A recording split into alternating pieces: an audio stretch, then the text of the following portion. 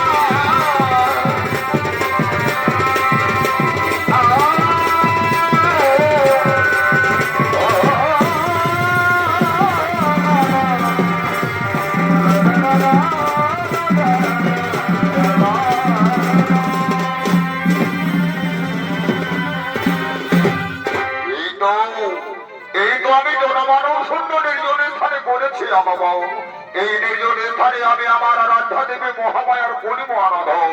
মায়ের কাছে মনের কথা খুলে বলবো, এই জগৎ মাধারে সর্বশ্রেষ্ঠ পিতারূপে পরিগণিত হওয়ার জন্য আমি মহামায়াকে কন্যারূপে চেয়ে নেব। আর করিব না বিলম্বন, আমি এখন মহামায়ার কঠোর আরাধনা করিব আরম্ভ।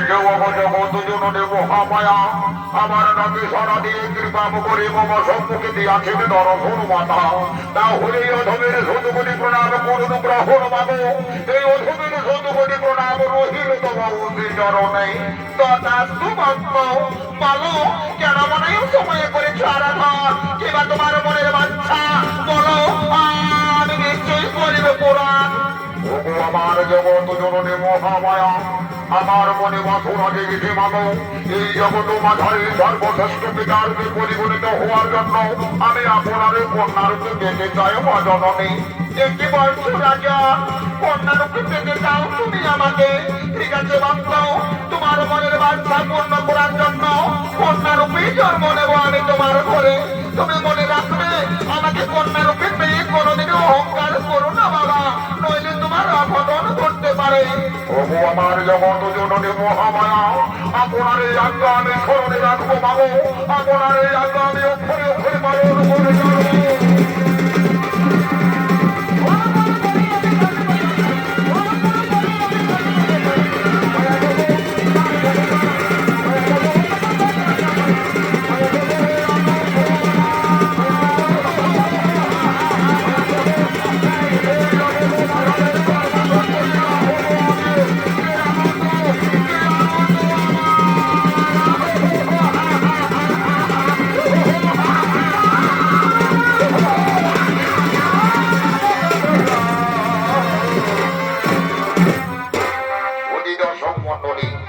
জগৎ জননী মহামায়ার তপস্যা করে মহারাজা দক্ষ পরপ্রাপ্তি হলেন ওই মহামায়াকে কন্যারূপে পাওয়া কালের পরিবর্তনে জগৎ জননী মহামায়া দক্ষরাজের ঘরে কন্যারূপে জন্ম নিয়েছিলেন আদর করে তার নাম রাখা হয়েছিল সতী ওই সতী ছোটকাল থেকে শিবের প্রতি আসক্তি হয়ে শিব আরাধনা করার জন্য নদী তীরে আগমন করছে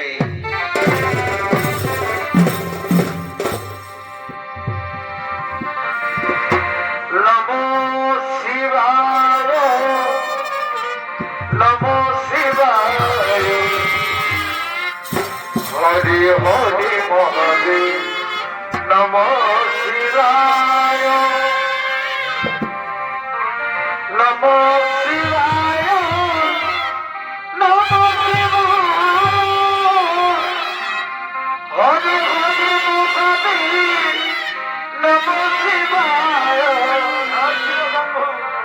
নম শিবায় নম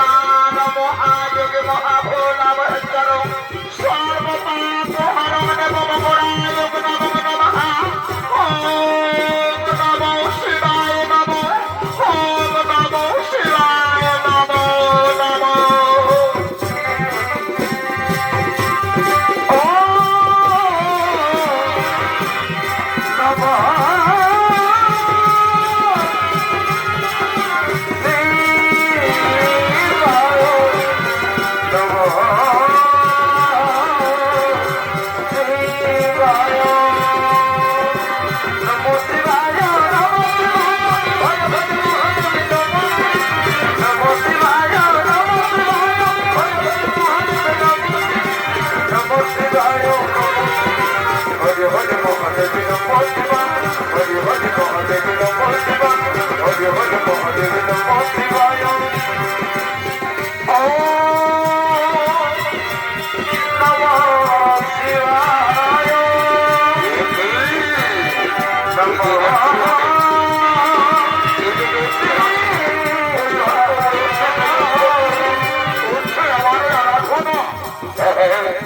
আমি তার শিব আরাধনার পরীক্ষা নিতে এই রূপে তার কাছে যাব না, আমি অন্য রূপ ধারণ করে তার শিব আরাধনার পরীক্ষা নিতে যাব।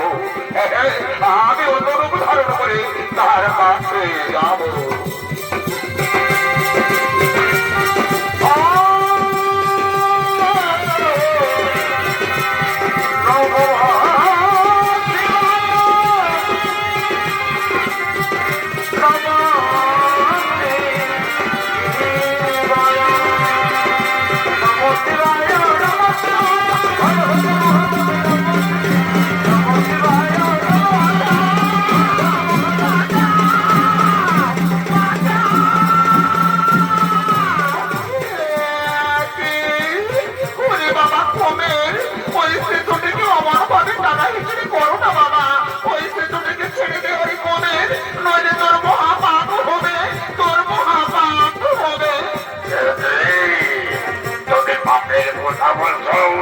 তাহলে এতদিন ধরে শিব আরাধনা করে তুমি যে পুণ্য ফল লাভ করেছ, ওই পুণ্য ফল যদি আমাকে দাও তাহলে আমি শিশুটিকে ছেড়ে দিতে পারি। বাবা কবির, আমি তোকে বলছি বাবা, শিব আরাধনা করে আমি যদি বিন্দু মাত্র পুণ্য লাভ করে থাকি, সেই পুণ্য ফল আমি তোকে দেবো বাবা। তবে ওই শিশুটিকে ছেড়ে দে, ওই শিশুটিকে কাট না। হে কৈলাসপতি মহাদেব, তুমি শিশুটিকে কৃপা করে রক্ষা করো ঠাকুর, তুমি শিশুটিকে কৃপা করে রক্ষা করো। দেখো সতী, আমি তবুর শরণ দেবতা কৈলাসপতি মহাদেব। আজ তোমার শিব আরাধনার পরীক্ষা নেওয়ার জন্য আমি কোমের রূপ ধারণ করে তোমার কাছে এসেছিলাম। আজ আমি দেখলাম তুমি শিব আরাধনা করে উত্তীর্ণ হয়েছ সতী, তুমি আমার মনকে সন্তুষ্ট করেছ। সেই হেতু তোমাকে অবশ্যই আমার শ্রীচরণ করে ঠাইয়ে দেবো সতী, অবশ্যই তুমি আমার শ্রীচরণ করে ঠাইয়ে পাবে, অবশ্যই তুমি আমার শ্রীচরণ করে ঠাই পাবে। দয়াময়, তুমি কৃপা করে আমাকে দেখা দিয়ে কোথায় ছন্ন হয়ে গেলে। না না না না মহাদেব, তুমি কৃপা করে আরেকবার আমাকে দেখা দাও। হে কৈলাসপতি মহাদেব, তুমি আমাকে দেখা দাও ঠাকুর, তুমি পুনরায় আমাকে দেখা দাও। ওদিকে মহারাজা দক্ষ নিজের কন্যা সতীকে খোঁজ করতে করতে নদীদের দিকে এগিয়ে আসছে আর বলছে, ওরে মা সতী, দেখছি আমি এই যে আমার মেয়ে হয়ে সতী করে সত্য ছাড়া ভিখারি শিবেরই আরাধনা। না না না না বা সতী, এটা করা তো রচিত হয়নি রে মা, এটা করা তো রচিত হয়নি।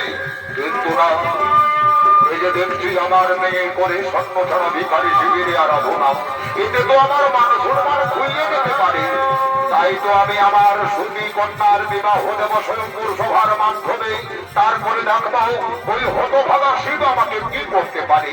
ওরে মা সতী, আরে বিলম্বন করিস না রে মা, তাড়াতাড়ি তুই রাজত্ব করে আয়, তোর গর্ব ধারণে মাতা তোকে ডাক করছে, তুই তাড়াতাড়ি রাজত্ব করে আয়।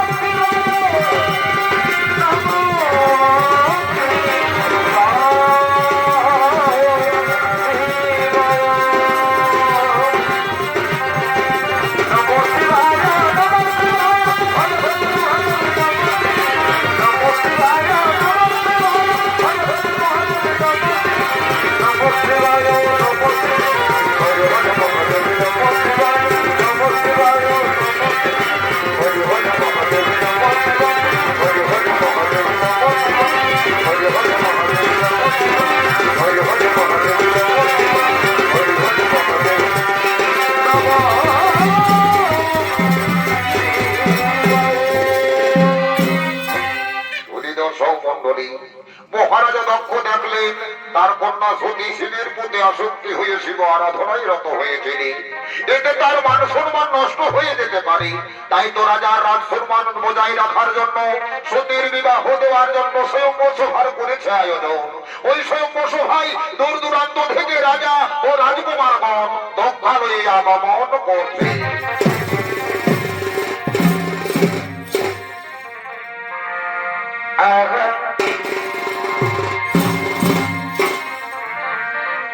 থাকবি জানি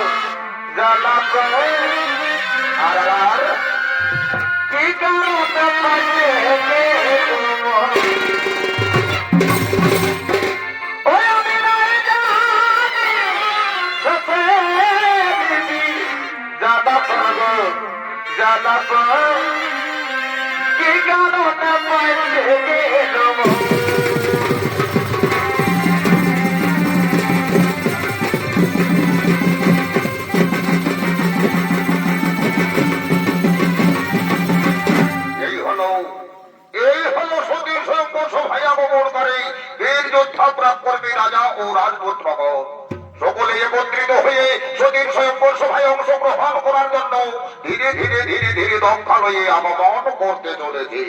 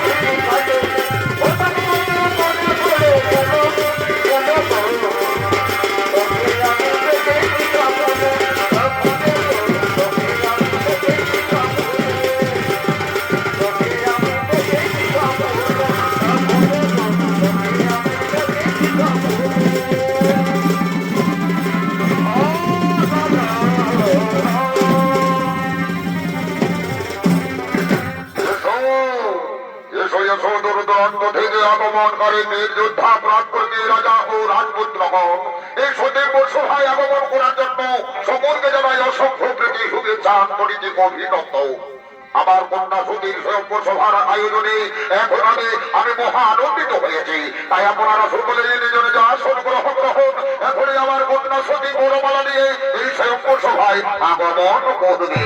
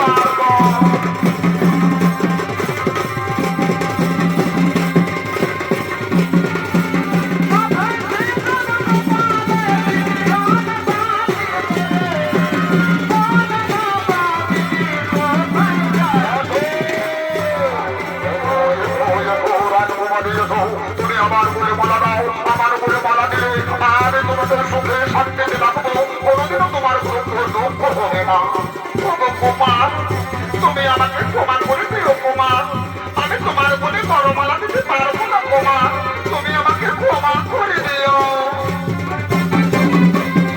ওরে মা,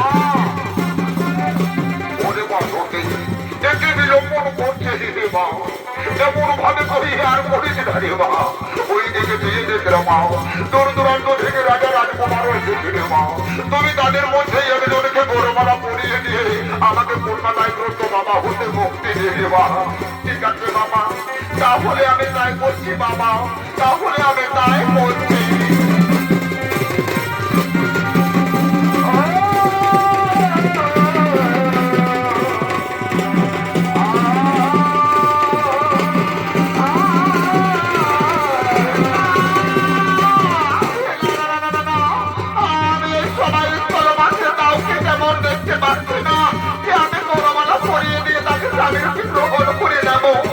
কিন্তু আমি যে ছোট থেকে মহাদেবকে স্বামী রূপে পাওয়ার জন্য তার নাম যোপনা করে এসেছি, কিন্তু এই সময় মহাদেব কেন এলো না? কৃপা দেখান মহাদেব, কৃপা করে আমাকে এই সবাই দেখা দাও ঠাকুর, তুমি কৃপা করে আমাকে এই সবাই দেখা দাও, তুমি আমাকে দেখা দাও।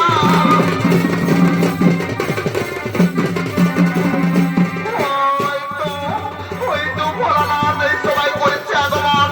না না না না না, আর আমি বিলম্বন করবো না, এই বড়মালা করিয়ে দিয়ে আমি তাকে স্বামীর রূপে গ্রহণ করে নেবো, আমি তাকে স্বামীর রূপে গ্রহণ করে নেবো।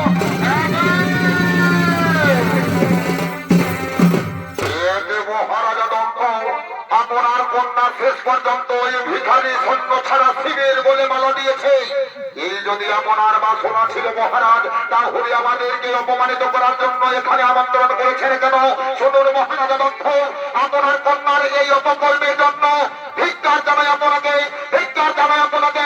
চলো ভাই সাহেব, এই দক্ষরাজের সভায় স্থলে আর আমরা অপমানিত হয়ে থাকতে চাই না। চলো আমরা নিজ নিজ বাড়িতে চলে যাই, আমরা এখন নিজ নিজ বাড়িতে চলে না।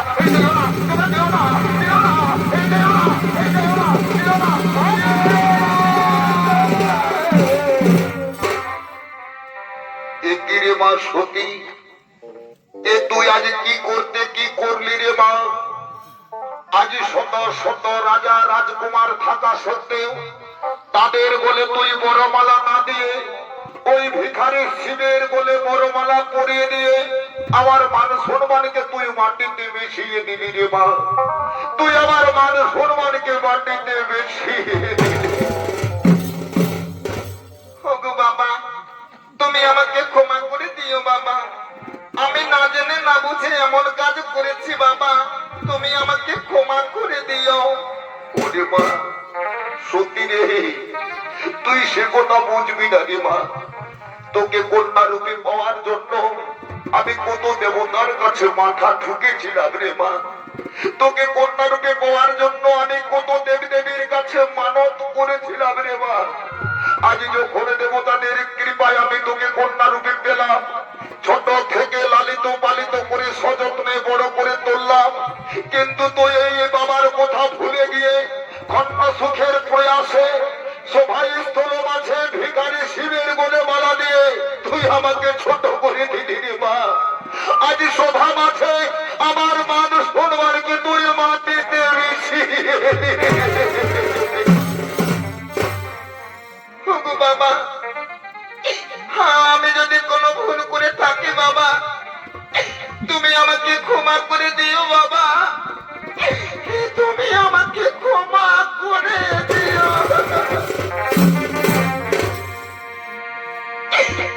আর হাতে খড়ি পায়ে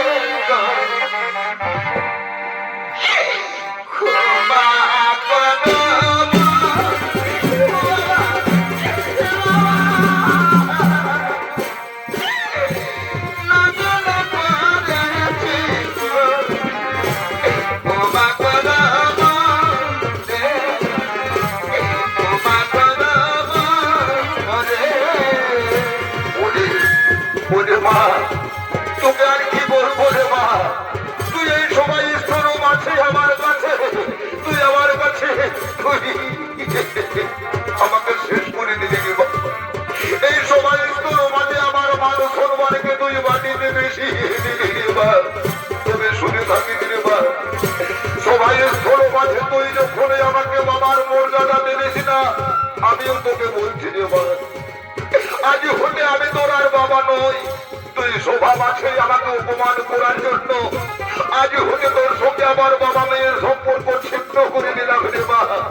আজ হতে তুই আমার মেয়ের, আরে আমিও তোর বাবা নই। না বাবা না, তুমি অঙ্কুটা বলো না বাবা, তুমি অঙ্কুটা বলো না। হ্যাঁ রে মা হ্যাঁ, তবে শুনে থাকি আমি রাজা, রাজা হয়ে আমি তোকে বলছি রে মা, রাজা হৃদয় কঠিন তোর থেকে কঠিন হয়ে রে মা। তোর চোখের জল থেকে আমার হৃদয়কে যদি দুর্বল হবে না, তাই এই অপমানের প্রতিশোধ নেওয়ার জন্য আমি মহাযজ্ঞের করিব আয়োজন। ওই আয়োজনে সকলকে আমি করিব আমন্ত্রণ, কিন্তু তোকে আরো সব কথা আছে আমি করিব না আমন্ত্রণ। আর শুনে থাকবে মা, তুই যে আমাকে অপমান করেছিস, এই অপমানের জন্য আমি তোর বলছি মা, তুই আমার কন্যা হতে পারিস, কিন্তু আজ হতে এই মহারাজা দক্ষ তোর তরফিত মত কোনোদিন দর্শন করবে না রে মা। না বাবা না, তুমি অঙ্কুটা বলো না বাবা, তুমি অঙ্কুটা বলো না। হ্যাঁ, আমি তোর সঙ্গে আর কথা বলবো না, আমি তোর তরফিত মুখ দেখতে চাই না। তুই তোর তরফিত মুখ নিয়ে আমার কাছে কোনোদিনও আসবি না। আমি তোর সঙ্গে আর কথা বলবো না। আমি রাজত্ব করে চলে যাবো, আমি রাজত্ব করে চলে যাবো। কিন্তু বাবা না, এই যে বাবা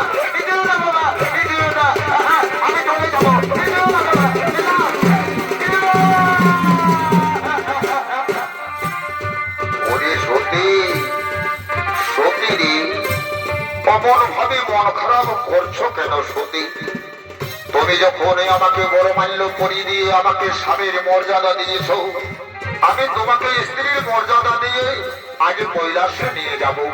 এসো সতী এসো, আমরা দুজন মিলে আজ কৈলাসেই চলে যাব। স্বামী, নিশ্চয়ই যাবো স্বামী, কিন্তু আমার বাবার বাড়িকে আমি শেষবারের মতো নয়ন মেলে দেখিনি স্বামী। আমার বাবার বাড়িকে আমি নয়ন মেলে দেখি।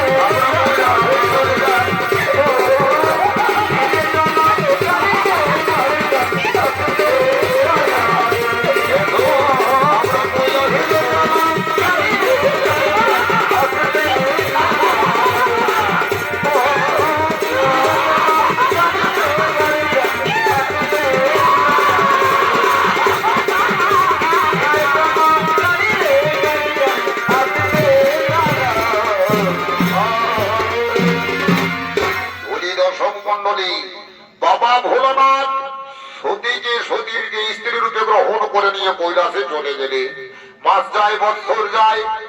এককালে মহারাজা দক্ষ সতীর স্বয়ংবরের সভার অপমান সইতে না পেরে মহাযজ্ঞের করেছে আয়োজন। ওই মহাযজ্ঞে ত্রিভুবন মাঝারে দেবতা দানব মানব সকলকে আমন্ত্রণ করেছে, কিন্তু তার নিজ কন্যা সতী ও জামাই শিবকে আমন্ত্রণ করেনি। আজ যখন যজ্ঞের দিন সমাগত, মনের সেই আত্মীয় স্বজনের সঙ্গে যজ্ঞ করার জন্য মহারাজা দক্ষ দক্ষালয় থেকে যজ্ঞ স্থানে আগমন করতে চলেছে।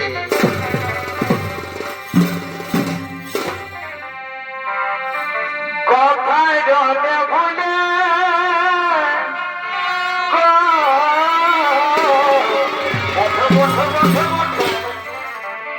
তোকে আমার মনে পড়েছে।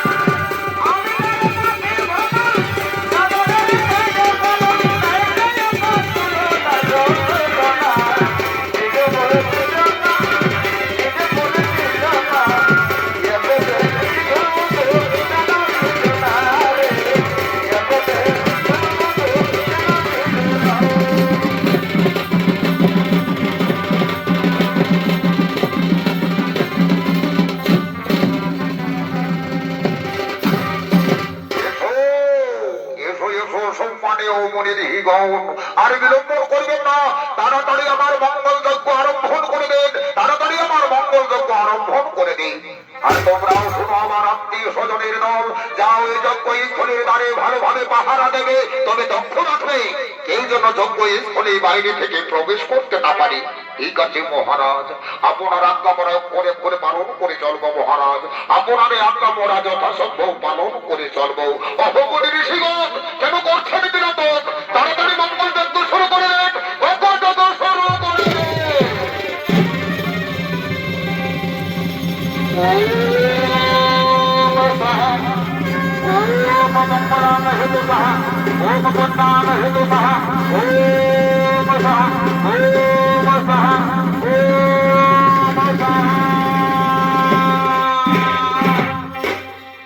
দর্শক মন্ডলী, মহারাজা দক্ষের ছোট মেয়ে সতী বিনা আমন্ত্রণ পেয়েও নিজের বাবার বাড়িতে যজ্ঞ অনুষ্ঠান দেখার জন্য যজ্ঞ স্থলের দিকে এগিয়ে আসছে। ওই কন্যা সতীকে দেখতে পেয়ে প্রহরী বলে আলোচনা করে বলছে, ওরে ভাই দেখতে পাচ্ছ, ওই দেখো দক্ষরাজের ছোট মেয়ে সতী আজ বিনা আমন্ত্রণে এসে পড়েছে। মহারাজা দক্ষ তো বড় মুখে বলেছিল তার ছোট কন্যা সতীকে আমন্ত্রণ করবে না, তাহলে সে এখানে এসেছে কেন?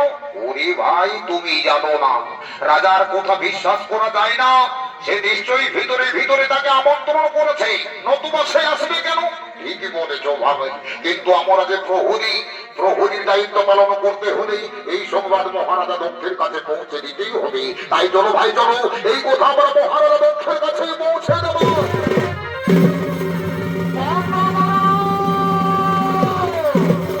বন্ধ করো মহারাজ, আপনার এই মঙ্গল যজ্ঞ বন্ধ করো। কি হয়েছে, কেন যজ্ঞ বন্ধ করো? মহারাজ আপনি তো সভা মাঝে বড় মুখে বলেছিলেন আপনার কন্যা সতীকে আমন্ত্রণ করবেন না, তাহলে বিনা আমন্ত্রণে সে এখানে এসেছে কেন? এটি বলছো তোমরা, এইটি কথা বলছো? আমার ছোট মেয়ে সতী এসেছে যজ্ঞস্থলে, ওই চলো তো দেখে দেখাও তারে। আসুন মহারাজ, আসুন আসুন, ওই দেখুন মহারাজ, ওই দেখুন। ছি ছি ছি ছি ছি ছি ছি ছি, তোর কি মান সম্মান বলে কিচ্ছু নেই? আজ বিনা আমন্ত্রণেও নির্লজ্জের মতো এই যজ্ঞ স্থলে এসেছিস শয়তানি, তোর কি মান সম্মান বলে কিচ্ছু নেই? মান সম্মান জলাঞ্জলি দিয়ে তুই আবার বিনা আমন্ত্রণে এসেছিস এখানে? কি বলছো বাবা, এ কেমন কথা বলছো তুমি? আমি তো তোমার মেয়ে হই বাবা, আজ মেয়ে হয়ে যদি নিজের বাবার বাড়িতে যজ্ঞ অনুষ্ঠান দেখতে আসি, তাহলে কি কোনো অপরাধ হয়েছে বাবা? ওগো বাবা, তুমি আমাকে ক্ষমা করে দিয়ে আপন করে নাও না বাবা। কে তোর বাবা? কাকে তুই বাবা বলে ডাকছিস? যেদিন তুই সভা মাঝে ভিখারি শিবের গলে বড়মালা পরিয়ে দিয়েছিস, সেই দিন থেকে আমি তোর সঙ্গে কন্যা বাবার সম্পর্ক ছিন্ন করে দিয়েছি। আমি তোর বাবা নই, আর তুই আমার মেয়ে হতে পারিস না। ওই শয়তান নেই, আজ ছোট লোকের মতো নির্লজ্জের মতো বিনা আমন্ত্রণে তুই এসেছিস এখানে, একেবারে ছোট। তোর মান সম্মান থাকবে কেমন করে? তুই তো একটা ছোট লোক, তোর স্বামীও একটা ছোট লোক। যে নারীর স্বামী শ্মশানে মশানে ঘুরে বেড়ায়, যে নারীর স্বামী ভিক্ষা করে খায়, যে নারীর স্বামী ভূত প্রেতকে সঙ্গ করে জগৎ মাথারে খ্যাতি অর্জন করেছে, যে নারীর স্বামী পরনের কাপড় জোটাতে পারে না, বাঘের ছাল পরিধান করে ঘুরে বেড়ায়, সে কি দক্ষরাজের জামাই হতে পারে? ওরে শয়তানে, ওই ছোট লোক শিবের স্ত্রী হয়ে তুই আমাকে কেন কলঙ্কিত মুখ দেখাতে এসেছিস? আমি তোর কলঙ্কিত মুখ দেখতে চাই না। তুই এই সম্পদ থেকে দূর হয়ে যা শয়তানে, তুই সম্পদ থেকে দূর হয়ে যা, সম্পদ থেকে দূর হয়ে যা। কি বলছো বাবা? আজ বাবা হয়ে নিজের মেয়েকে অমন করে কলঙ্কিনী বলে পোদার হাতে দাঁড়িয়ে দিচ্ছ বাবা। বাবা গো, আমি যে তোমার মেয়ে হয়ে বাবা, আজ মেয়েকে অমন ভাবে দুঃখজনক কথা বলো না বাবা। আজ তোমার মেয়ে হয়ে তোমার দেওয়া দুঃখ আমি সইতে পারবো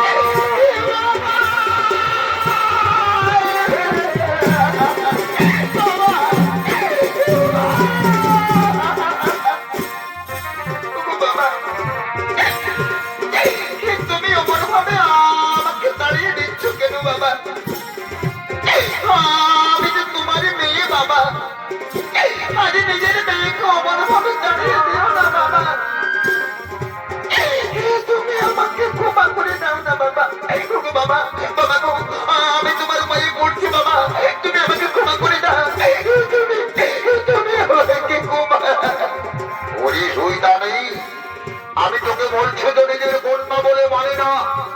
আমি তোর বাবা নই, তুই আমার মেয়ে নয়। ওই স্বর্ণ ছাড়া ভিখারি শিবের স্ত্রী হয়ে তোর এখানে স্থান হবে না। ওই ভিখারি শিবকে আমি কিছুতেই মেনে নিতে পারি না। আর তোকেও আমি নিজের মেয়ে বলে ডাকতে পারছি না। আয় আয় শয়তানে আয়, তোকে আমি চুলের মুঠে ধরে দাঁড়িয়ে দেবো। তুই দূর হয়ে যা, তুই দূর হয়ে যা শয়তানে, তুই দূর হয়ে যা, দূর হয়ে যা, দূর হয়ে যা।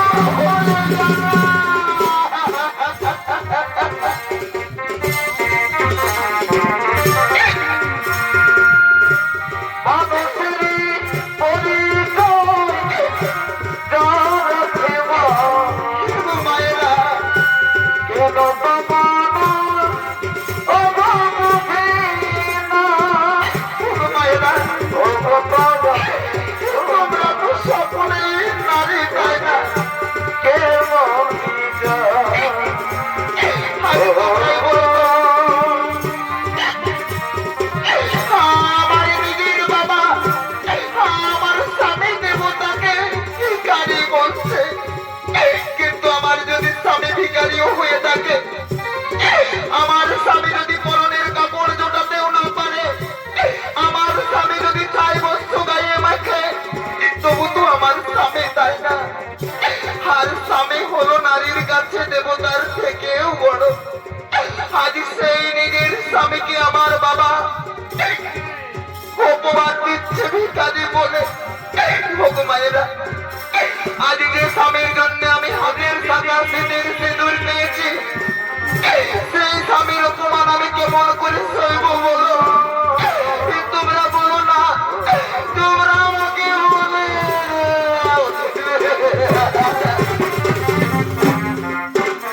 ওরে শয়তানি, তোর আজ তোর স্বামী বড় হলো তাই না? কিন্তু আমি যে তোর বাবা, তোকে কন্যা রূপে পাওয়ার জন্য কত দেবতার কাছে মানত করেছিলাম, কত দেবী দেবীর কাছে আমি মাথা ঠুকে ঠুকে বলেছিলাম। তোকে ছোট থেকে লালিত পালিত করে সযত্নে বড় করে তুললাম। আর যখন তুই বড় হয়েছিস তখন তোর কাছে তোর স্বামী বড় হয়ে গেল, তাই না? তাহলে তোর বাবার কোনো তোর কাছে সন্তান নেই। আজ আজ তুই আমাকে সবাই স্থল মাঝে বাবা বলে পারবি না। ওই ভিখারি শ্রেণীর ধরনী হয়ে তোর কাছে আজ স্বামী দেবতাই বড় হয়ে গেল, তাই না? না গো বাবা না, তুমি জানো না বাবা, বাবার স্থানে একখানে আর স্বামীর স্থানে অন্যখানে বাবা। তুমি ছাড়া আমার আপনজন বলতে কেউ নেই বাবা। বাবা তুমি আমাকে ক্ষমা করে দিও বাবা, তুমি আমাকে ক্ষমা করে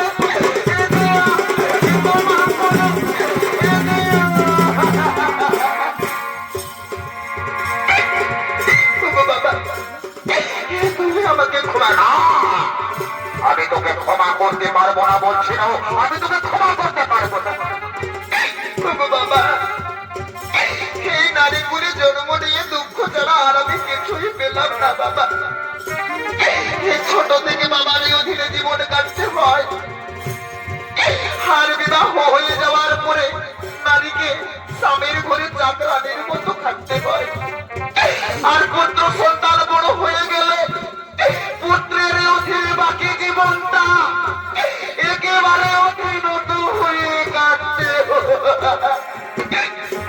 এই নারীগুলি জন্ম নিয়ে কোনোদিনও সুখ আমি পেলাম না বাবা, কোনোদিনও আমি সুখ পেলাম না।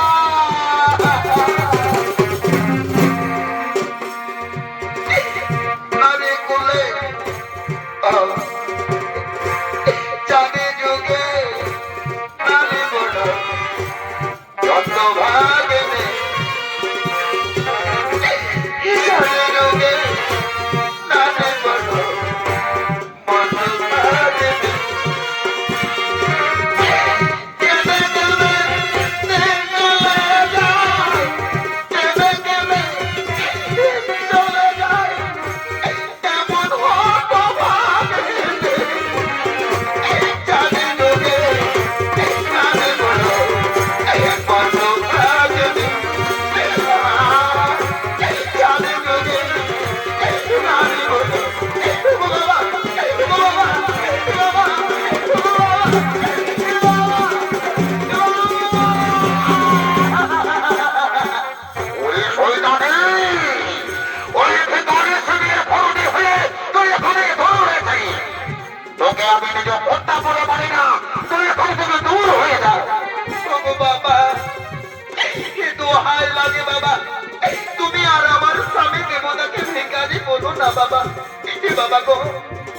আমার স্বামী দেবতাকে যে মুখে তুমি অপমান করে কথা বলছো, আমি তোমার মেয়ে হয়ে তোমাকে অভিশাপ দিচ্ছি বাবা। ওই মুখ তোমার খসে পড়বে বাবা, আর তোমার কামে ছাগলের মূর্তি যুক্ত হবে। শোনো বাবা শোনো, তুমি আজ আমার স্বামী দেবতাকে এমন ভাবে কোনো কথা বলছো, তার জন্য এই জগৎ মাঝে আমি আর বেঁচে থাকতে চাই না বাবা। ওই যজ্ঞের অগ্নিকুণ্ডে আমার জীবনকে বিসর্জন দিয়ে দেব, কিন্তু মনে রাখবে বাবা, আমি কিন্তু মরতে চাই না। আগে তোমার জন্যই আমাকে মরতে হচ্ছে। এই জগৎ মাঝে সকলেই জানবে বাবার জন্য মেয়ের মরণ হয়েছিল। আকাশ বাতাস পৃথিবী চন্দ্র সূর্য তারাকে সাক্ষী রেখে আমি এই জীবন ওই জ্বলন্ত অগ্নিকুণ্ডে বিসর্জন দিয়ে দেব। সকলেই জানবে বাবার জন্য মেয়ের মরণ হয়েছিল, সকলেই জানবে বাবার জন্য মেয়ের মরণ হয়েছিল। আর আমি বাঁচবো না, আমি বাঁচবো না, আমি বাঁচবো না, আমি বাঁচবো না। এদিনের বাবা আজকে হতে কি হয়ে গেল? আজ দক্ষরাজের মঙ্গল যজ্ঞে ঘৃত আহুতির বদলে জল জ্যান্ত মানবী এসে পড়েছে। ওরে ভাই পরিবহন, এ তো যজ্ঞে অমঙ্গল ঘটেছে রে ভাই। চলো ভাই চলো, এখানে আর আমাদের থাকা উচিত হবে না। আমরা এখন নিজ নিজ আশ্রমে চলে যাই, আমরা সবাই নিজ নিজ আশ্রমে চলে যাই।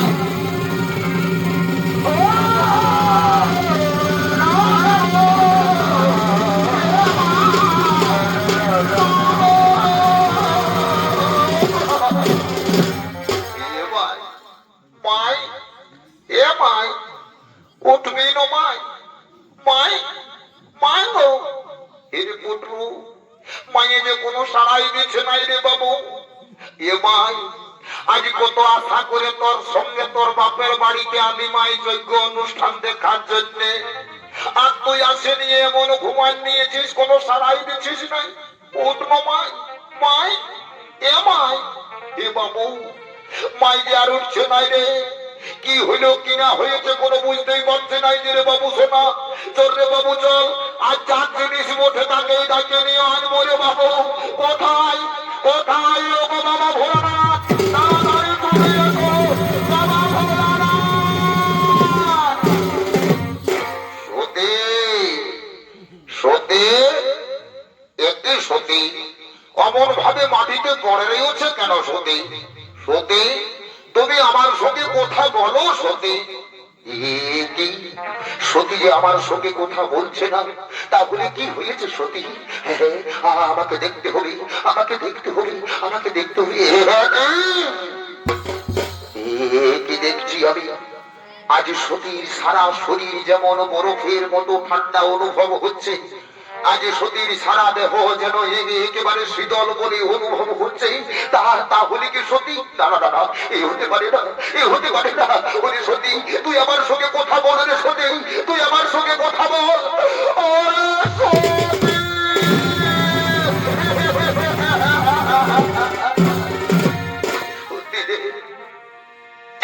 তুই কি করতে কি করে দিলি রে সতী? এই জগৎ মাঝারে তুই ছাড়া আর আমার আপনজন বলে কেউ নাই রে সতী। আজ তুই ছাড়া আমার দু চোখ অন্ধকার হয়ে গেল রে সতী। তোকে ছাড়া আমি এই ধরার আমি কেমন করে বাঁচব রে সতী? ওরে সতী, তুই আমার সঙ্গে কথা বল রে সতী। ওরে সতী,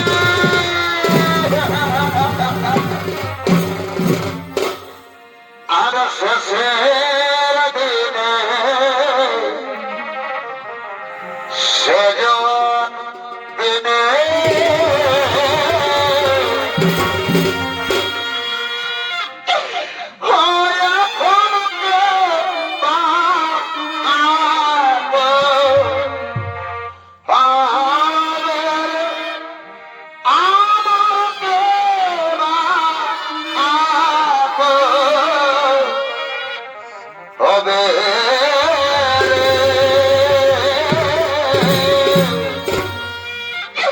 আজ শেষের দিনে সেজন দিনে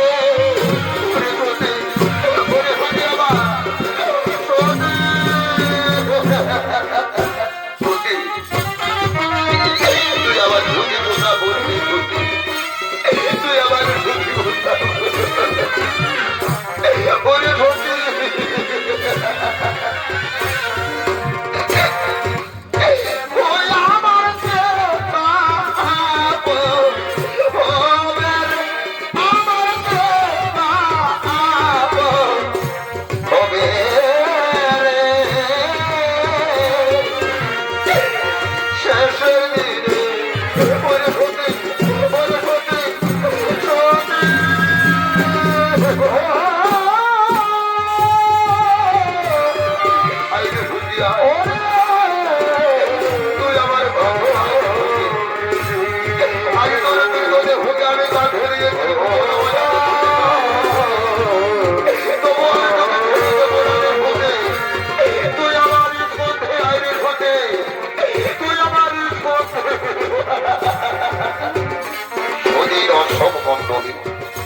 এইভাবে মানুষ মারা গেলে শেষের দিনে কিন্তু কেউ কারো নাই রে বাবা। আত্মীয় স্বজন, পুত্র পরিজন, বন্ধু বান্ধব যে যাই থাকুক না কেন, একবার কেউ মারা গেলে তার আত্মীয় স্বজনেরা সকলেই নিজ নিজ কাজে যুক্ত হয়ে পড়ে, আর সকলেই বলে